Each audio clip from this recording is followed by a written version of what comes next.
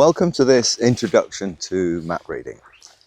If you're new to map reading, or if you've got some experience and you just want to revisit the basics, hopefully everybody will find this interesting. Today we're going to go over everything that you need to know to be able to navigate using a map in easy terrain. When most people start walking in the hills, there's usually somebody who knows the route. They know the way, or they can read a map, and you just follow them. You know, we all did. I did that. We all do that to start with. But sooner or later, you're going to want to go to somewhere new, and there won't be anybody there to show you the way.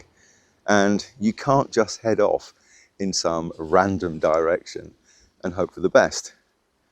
You'll need to get your walking route from somewhere. You'll need a map, because a map always knows the way. The problem is, if you're not used to reading a map, you may misunderstand what it's trying to tell you. So, as the title of this video says, today I want to go over how to read a map. Now, I'm in the UK, obviously, so I'll be using a UK map, but I'll keep this very general, and these techniques should work wherever you are in the world.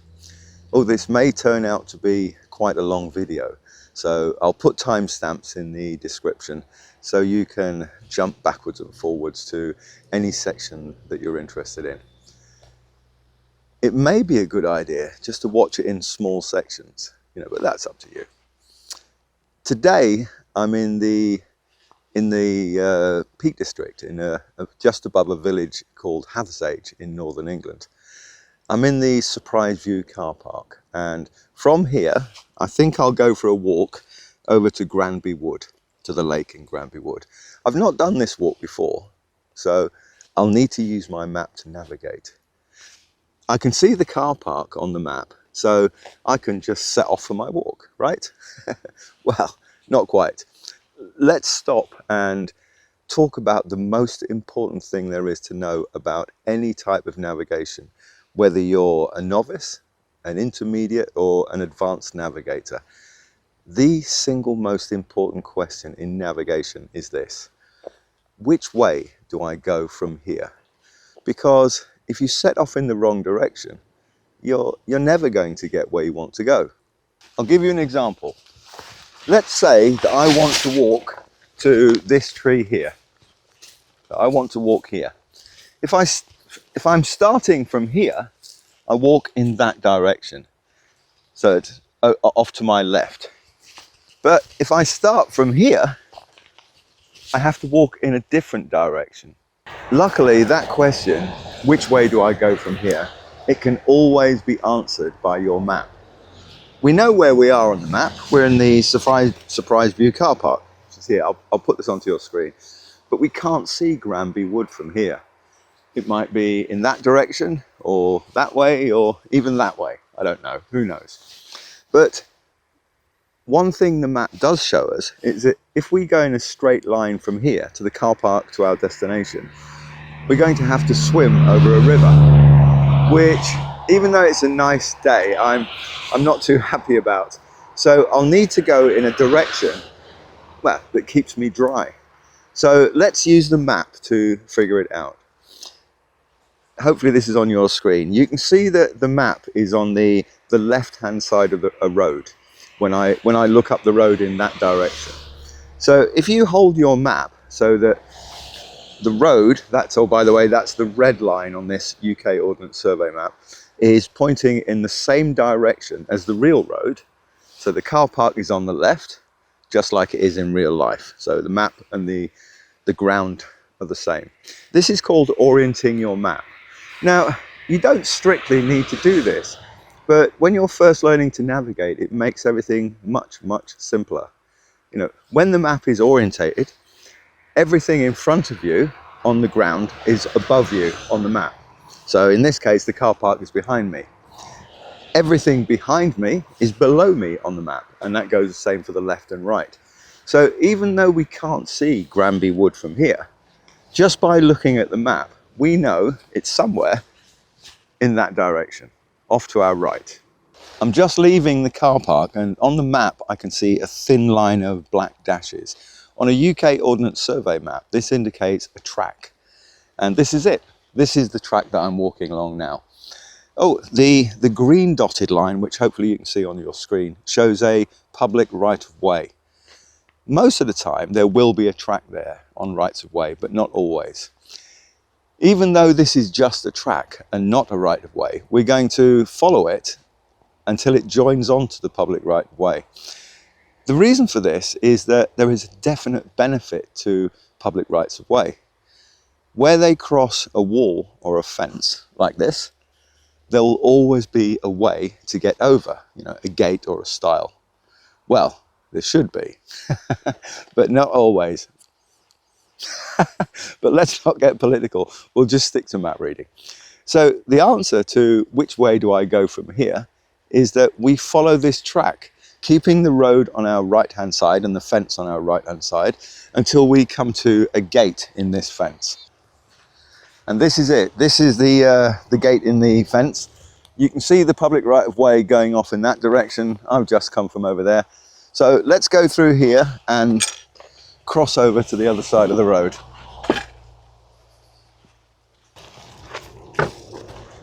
Just a quick point whilst we're here.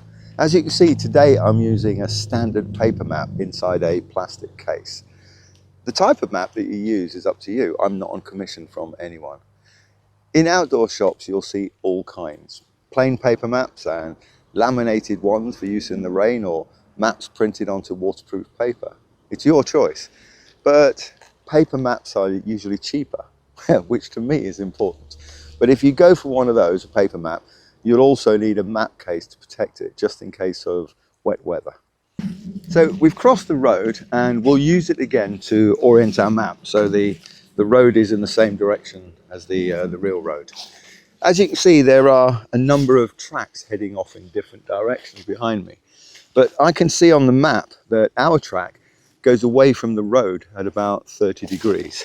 So let's have a quick look, do a demo. That would be 90, 45 degrees, 30 degrees. So that is our track down there. Okay. From here, we're going to head to the footbridge, which is over the river, which is shown on Ordnance Survey maps as FB, footbridge. Along the way, the map shows us that the track will split in two. And we can use the scale on the map to work out how far it is from here to that junction. I folded my map so that the route is all on one side, and the scale is also visible. And yes, folding a map is it's an art form in itself. To measure the distance, you can use anything you want. I tend to use twigs or bits of grass. You can use paper or the lanyard on your compass if you've got one. But I'll use this highly technical twig. Place the measure on where you are and also where you're heading to. And if you use a piece of grass, you can bend it around lines and stuff. And then mark the point, so it's going to be where my fingerprint is, so it's that long. And put this on the scale bar that's printed at the top or the bottom of your map. So if we look at it now, I can see that from here to the track junction where it splits. The map is telling me that we need to walk for slightly over 150 meters. As I said before, your map knows the way. When we get there, we'll just need to ensure that we take the left-hand track. Oh, this thing about the hand swipe, I'll just explain that. In navigation, the simpler something is, the less likely it is to go wrong.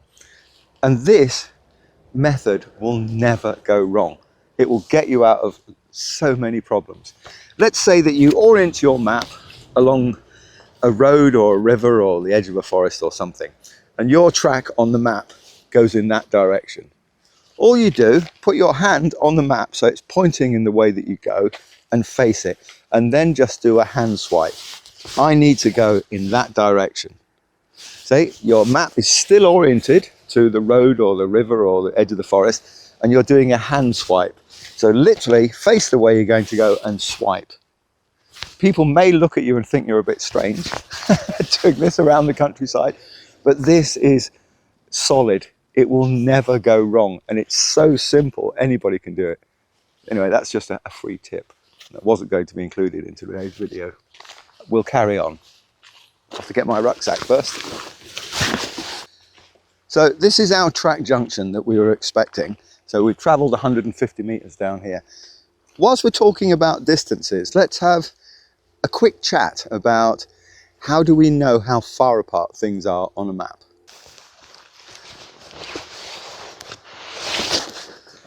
What were we talking about? Oh yeah, distances. Can you see that the map is covered in vertical and horizontal lines? On this particular map, the lines are 4 centimetres apart. So they form a grid with each square being 4 centimetres on either side. This particular map is a 1 to 25,000 scale. There are other scales, such as 1 to 50,000 and 1 to 24,000. And this may sound complicated, but here's how I like to think about it. The number 1 represents a unit of measurement. It could be a millimetre, a centimetre, a kilometre, an inch, a mile, anything. The second number tells you how much ground that unit represents. So for example, on a 1 to 25,000 map, 1 millimetre on the map equals 25,000 millimetres on the ground, or 25 metres. On a 1 to 24 map, 1 inch equals 24,000 inches on the ground, which is 2,000 feet. And it's this relationship between the small number and the big number which is really, really useful to anybody navigating with a map. If you imagine a hill or a forest shown on a map, the scale tells you how much bigger that feature is in real life. So a hill or a forest on a 1 to 50,000 map will be 50,000 times larger in real life than it's shown on the map. There is an important thing to remember about maps. They're not photographs, which you can zoom in and zoom out like Google Maps or Google Earth. A map is a drawing made by a map maker. You can think about it as a plan of the ground, which shows you where things are in relation to other things on the map.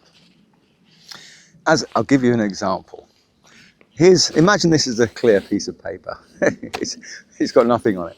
Let's say that I wanted to draw a map of this particular area in front of me on this clean piece of paper. I've got enough room to add lots of small details. I can do the rocks, but I can also do the large clumps of grass and all the rest of it. I've got plenty of room. And if I fold the paper in half, the ground hasn't changed, but I simply don't have as much space to fit all the small details on. So I'll only be able to show the large ground features like the rocks and my rucksack. So as an example, another example, a 1 to 25,000 map, a 1 centimetre square will show you all the details on the ground, in a square on the ground, which is 250 metres square, or 62,500 square metres. But on a 1 to 50,000 map, the same 1 centimetre square includes all the ground features inside a square on the ground, which is 500 metres on each side. And that's 250,000 square metres. So, as I said, on a larger scale map, there simply isn't enough room on the piece of paper to draw as many details. So the takeaway from this is that when you see a map scale, the bigger the scale, that's the bigger the second number, the less detail you'll get.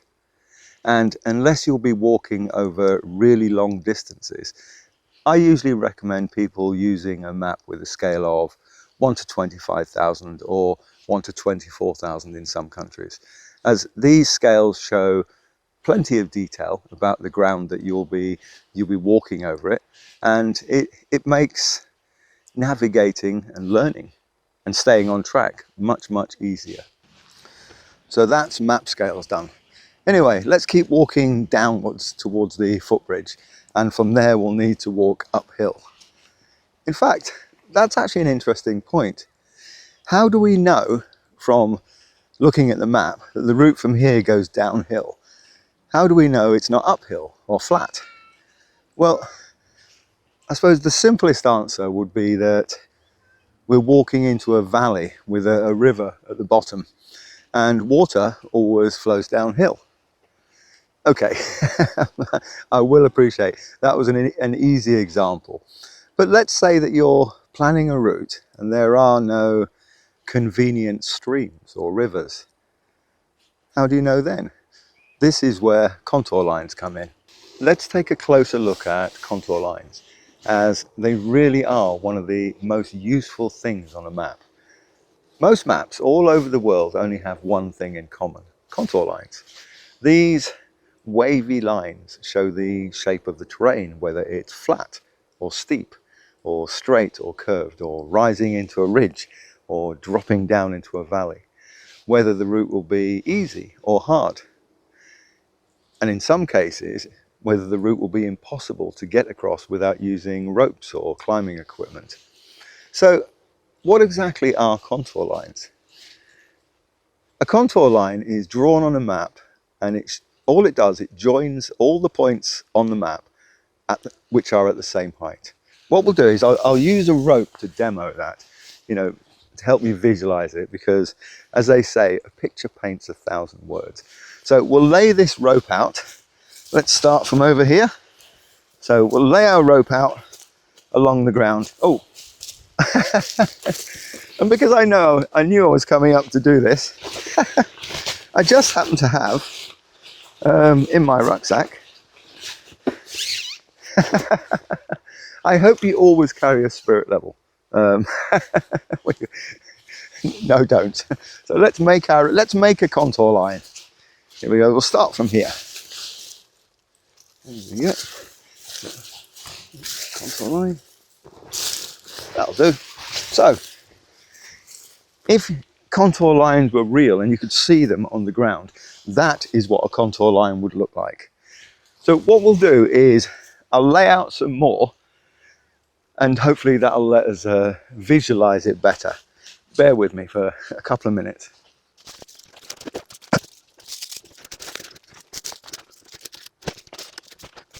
As I said, each contour line just joins points on the ground which are the same height. So we've laid out a series of contour lines on this little area here at constant, they're the same height above the one above and below it. And so we've added some at regular intervals. From the side, as you can see, it just looks like a series of lines. But maps are always drawn as if you were looking directly down with a bird's eye view. So I'll move the camera so you can have a look what it looks like from above. Can you see what happens? On flatter ground, like this area here, the lines are spaced apart further. On steeper ground, like here, when you're looking directly down, they're closer together. That's because contour lines are evenly spaced vertically, for example, every 5, 10, 20 meters on a map, but not horizontally. The horizontal spacing, how far they are apart when viewed from directly above, depends on the steepness of the slope. So that's exactly how contour lines work on a real map. And with a little practice, contour lines will let you visualize the landscape, even if you've never been there before.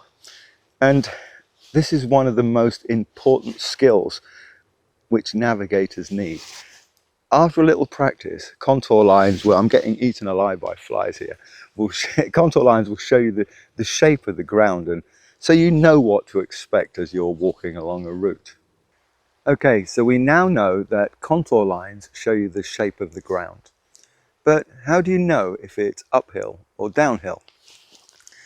Today, the main clue was the river, as water always flows downhill. If you see a stream starting in a re-entrant, or a draw as it's called in some countries, basically it's a small valley at high ground, and the water flows down and away from it. Let me just find one on the map. I'll put this on your screen. There's one, and there's another one. Oh, by the way, the reason it's called a re-entrant is that as you move uphill, the contour lines re-enter the slope. I have asked why some countries call it a draw, but no one seems to know the answer. Oh well, I get lots of different answers as well. There are other clues as to the direction of the slope. As an example, when two streams join, they will often form a V shape, and that V will point downhill, unless the ground is very flat, like in a river delta. But what would you do if there were no convenient streams in your area? You look at a map and you just see lots of lines with no clues. Is it a ridge? Is it a slope? Is it a valley? In this case, we need to look at the height numbers which are printed onto the contour lines. Then these increase as you go uphill and they decrease as you go downhill. I'll put a graphic on your screen.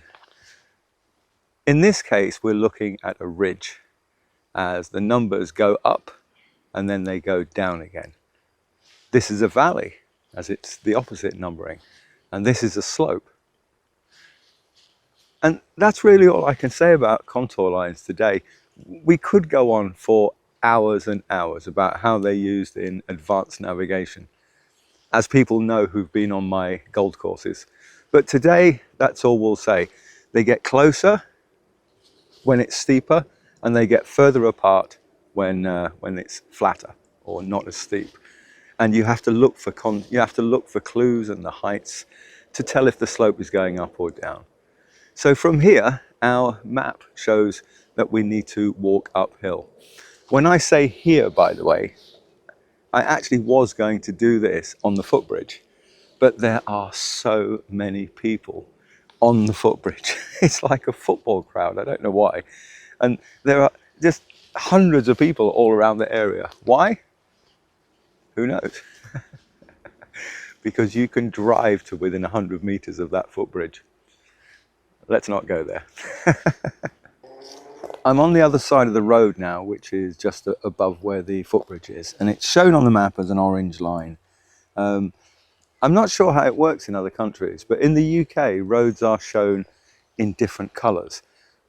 Blue, orange, red, yellow, white, etc., depending on the size of the road and the type. Now, you can see this old building behind me. It's shown on the map as a small black square. So we have a definite fix on our position. We know exactly where we are. And knowing where you are is very useful when you're navigating, as if once you leave here, if there are any problems, you can always return back to this exact spot. So it's always a good idea. As you're walking along, every now and again, take your map out and work out your exact location. So again, if there are any problems, you can always go back to that spot. Now, from here, it's actually not far to our final destination, which is the lake in Granby Wood. But it's always very easy to take a wrong turn. So today I'm going to use another really useful navigation skill. It's called handrailing. So to get to the lake, I'm going to follow this wall, which will probably turn into a fence. And this is also marked on the map. On the other side of the wall fence, there's a small thin blue line on the map. So it's a stream running parallel to the fence. So I'm going to use this wall fence as a handrail. That means as long as it keeps going, stays on my left-hand side, I know that I'm going in the right direction. And handrails are actually really useful tools when navigating. You can use any linear feature on a map as a handrail. Oh, a linear feature, by the way, is anything on the ground which is shown on the map as a line. So it could be a stream, a path, a wall, the edge of a forest. Basically, anything you can walk on or next to can be used as a handrail.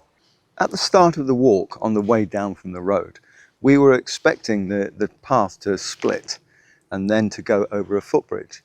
And these were things that we were expecting to see along the route. And they help confirm that we're still on the right track. For this section, from the old building, about 190 meters down there, I was expecting to see a drainage ditch in the field on the other side of the fence. On the map, this is shown as just a simple blue line. A blue line normally means a stream, although these lines are very, very straight. So they're more likely to be man-made drainage ditches. Just after the ditch there should be a circular shape, probably a small enclosure or maybe a clump of trees with a wall or a fence around it, and it'll be about 120 meters to my left. Then just before I reach the lake, the fence should curve away from the track to the left. So can you see what's happening here? I'm using the map to create a mental checklist. It's a list of things and features that I expect to see along the walk. These are called collecting features because you collect them as you go along, and they help confirm that you're going in the right direction and that you're not lost. The obvious question here is, what happens if you're expecting to walk past something and you don't? Well, the first thing to say is it doesn't mean to say that you're lost. No, you're not. You know that you're still somewhere in this area, approximately. And it just means that you should stop and look at your map. Okay? You're not lost.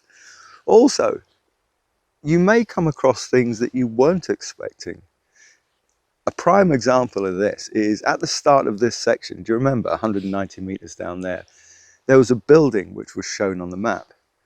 But here we are walking along the track, and there's another building which is actually larger than the other one down there, but it isn't on the map. It's not shown. Once again, it doesn't mean that I'm lost. The drainage ditch is here. I was expecting it, and it's here, and the clump of trees is over there. So in this case, I would just say the Ordnance Survey just decided for some reason not to show that particular building on a map, and I don't know why. So anyway, I'm walking up towards the lake, but just in case I miss it, as well as the collecting features that I've got lots of, I've also chosen a catching feature, something that will catch you if you go too far. In this case, if the track curves round to the left, I know I've gone too far.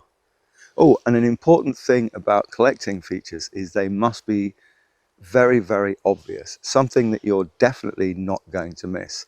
So on this stretch of the walk, I'm using both collecting features to guide me and catching features as a backup. So let's set off and see how we go. It's not far to the lake now. Before we get to the lake, here's a quick side note. I keep using the word feature, and there's also other words like icons and symbols. But what do they mean in navigation? Some people like to talk about different types of features. Yeah, that's fine. And these will include linear features, which form lines on maps, or area features, which are certain regions on a map. Point features, which they're things that are shown at a specific location on a map. But as this is an introductory session, I'm going to keep it really, really simple and say that a map feature is anything that you can physically touch. So a wall or a river or a bridge, they're features. But a political boundary or a high tide mark, they're not features. Oh, just a quick point here. Contour lines definitely are features, even though they're imaginary, because they indicate where the ground is at a certain height and you can touch the ground at that point. So an icon is designed to look like, or at least remind you of the feature it represents. As an example, the icon for a lighthouse often looks like a tiny lighthouse. A symbol is different as it doesn't look like what it represents, so you'll have to learn it. For example, on some UK maps, the symbol for a train station is just a red dot. Obviously, each country uses its own icons and symbols, so always check in the legend, which is a section on the map which shows you what they all mean. Okay, that's enough theory. Let's follow the last section of this track and see if we can eventually find this lake that we've been heading to all day. I was going to say we've arrived at the lake, but we've not had any rain for an awful long time. So I'm not going to call it a lake today. I'll call it more of a damp patch. Now, it's a bit of an anticlimax when I finally arrived. Next, the last topic for today. And the good thing about this is that if you've been following the video, you've already started learning this skill, this next skill, without even realizing it. It's called feature recognition. In some countries, it's called terrain association. But before we start, and as I've walked all this way, and as we're in England, it's time for a quick cup of tea and a sandwich. I'm sorry, that's the law in England. You have to have a cup of tea. So then, feature recognition. What is it? Why do you need it? And when would you use it? As I said, the good news is we've already been doing it all the way through the video, so you already know the answers to those 3 questions. You can overcomplicate this topic, but again, let's keep things as simple as we can. Do you remember right at the start when we identified the road on our map, and then we oriented the map so it matched the road in the real world, and that let us use the map to know which way to travel? That is feature recognition. Really simple. You see something on the ground and you match it or you identify it on the map, or you see something on the map and you find it on the ground. How simple is that? Once you get used to doing feature recognition, there's a lot you can do with it. For example, let's say that I'm not quite sure where I am on the map. I know that I'm not far from the Surprise View car park because that's where I started, and I'm standing beside what used to be a lake. On this map, there is only one lake within a short distance of the car park, so I must be there. Okay, the road and the lake, they're really simple examples, but this is just an introduction after all. But with a bit of practice, when you're walking over the hills, you'll be able to use feature recognition to keep track of your position and also navigate with confidence. I'll give you an example. I'm actually looking around for an example. I really should plan these videos. Oh, there's something. Let's say that I want to identify that on that hill that I can see in the distance. It's slightly to the left of the line formed by the lake, and there's virtually a continuous rise from here to the top. And it's the first high point between here and there. There isn't anything in between.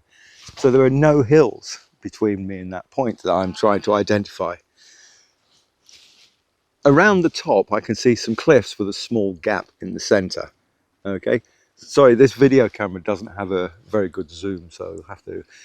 Now, if I look at my map, I can only see one feature that matches all that. So that high point is called Higa Tor. It does take a bit of practice to be able to use feature recognition, but once you learn how to do it, it really is surprisingly easy. It may not seem like it, but today we've already covered everything you need to be able to navigate with a map in simple terrain. We've discussed the prime question: which way do I go from here? Very important. We've looked at map orientation, different types of maps, distances and scales, and how contour lines show the shape of the land. We've explored feature recognition and also terrain association, collecting features, catching features, handrails, etc., etc. So now it's time to bring it all together into a plan. Don't forget, you and your map are better at navigating than any GPS, because navigation isn't just about getting from somewhere to somewhere else. This is what makes a map different from GPS. It lets you decide, maybe for a reason that only makes sense to you. You know, especially in my case, how are you going to get to your destination? Or there may be other reasons that you decide to take one route rather than another route. As an example, if your route goes over a ridge, no GPS in the world will ever know that someone else in your group is afraid of heights, or that strong winds are forecast just at the time that you'll be on the most exposed section of the ridge. But your map knows lots of different routes that you can take to your destination, which will take everything into account, including not going on that ridge. The trick is, as I said at the start, is being able to understand what your map is telling you. We're coming to the end of this fun-filled video. I know. You're having so much fun, you just can't believe it. And you just don't want it to end. But I'm sorry, it has to. So let's continue the fun and bring everything together as we talk about route plans. You see, the fun continues. Route plans. In most cases, there will be a number of possible ways that you can get somewhere, but your route is the way that you have decided to walk to get to your destination. Today, from here at the lake, I want to go back to the Surprise View car park, but I really don't want, let me just get my map. I really don't want to go back in, the same way as I arrived. Also, as I'm a little bit strange, I want to go and have a look at this stone circle shown on the map. So this is where route planning comes in. And I'll only be using the skills that we've learned today. So as we're traveling along, I want you to try and work out which of the skills that we've covered today, which one am I using at that time? Oh, by the way, this is the world's first Harry Potter camera. So if you shout your answers at your screen, I will hear you. The total distance between here at the lake and the stone circle, it's approximately 2 kilometers. So that's about 1.25 miles. So a very short walk. To start with, I'll stand at the bottom of the lake as it's shown on the map, and I'll keep my back to the lake. And this will show me the general direction that I need to go from here. I'll be going downhill, but as I'll be only crossing over 3 contour lines, so that's a drop of about 30 meters over a distance of 200 meters, it's a very gentle slope, so easy walking. After the first 200 meters, I'll arrive at a track junction, and there I need to go straight over this and continue in the same general direction. But after the junction, the track will start to, it'll curve round to the left and it'll become slightly steeper. I'll meet another track which will be coming down from my left, and here I'll just turn right down towards some buildings which I should be able to see. Just above the buildings I'll need to turn left down towards a gate or a stile next to a road. I'll cross the road and then follow this for around 80 meters, and there will be a track heading away from the road towards the right sort of and slightly downhill. I'll come to a track junction, and there I'll turn right down some very steep ground before I get to a river. I'll cross the river and the track turns left and it rises steeply up the other side. The track rises 30 meters over a distance of 40 meters, so it's over 25 degrees. At the top of this small rise there'll be a junction, but the map isn't very clear about what I should do here. The main track will come down from my right and continue downhill. I'll be looking for another track which goes away at about 50 degrees. So this should be really easy to see. And this heads uphill away from the main track. I'll follow this for 200 meters to another junction, and here I'll turn right, and this new track will cut diagonally across a steep slope coming down from my left. As the track cuts across the slope, it shouldn't be too steep. At the top of this, I'll come to a wall, which will have a gate or a stile through it, I hope. And from here, I'll turn left and just follow this track all the way to a wall or a fence. From here, I'll just handrail the, oh, I shouldn't say that, giving you a clue. I'll follow this wall until I get to a fence junction. And then I'll follow the wall or fence, which heads off to my right. When this changes direction, I'll keep walking in the same direction for around 150 meters. And this should get me to the center of the stone circle. And then, obviously, I'll have a cup of tea before heading back to the car park. I have checked my map 100 times. I've used techniques that we haven't covered today to ensure that I am in the right location. I am now stood in the middle of what the Ordnance Survey describes as a stone circle. Can you see a stone circle? Anything? Doesn't have to be Stonehenge, just stones, in a circle. I did find one thing though. It's about 50 meters that way. I'll take you over there. And this is it. Not by anybody's wildest imagination could this be described as a stone circle.